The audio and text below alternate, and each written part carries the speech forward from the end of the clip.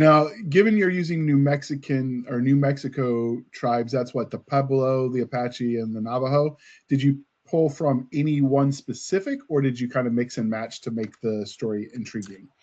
You know, it's kind of interesting. I do look up legends and myths to see how close I am to actual stories.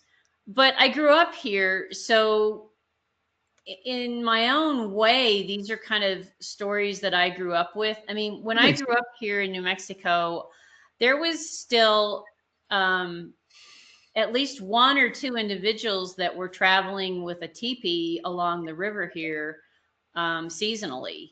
So a lot of the pottery, a lot of the ways of life were still kind of talked about when I was growing up. So, you know, Coyote Trickster was kind of um, a big part of the area. So that worked its way into the books before I did the research or before I even cared whether it was Apache or Navajo. And there's a lot of mixing, I think it's safe to say.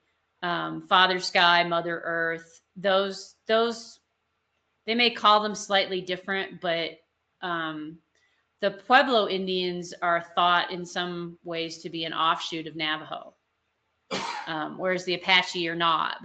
But where I happen to have grown up, the Apache tribes were much more common than either of the other two. And I would say my lore probably follows Navajo and Pueblo lore more closely.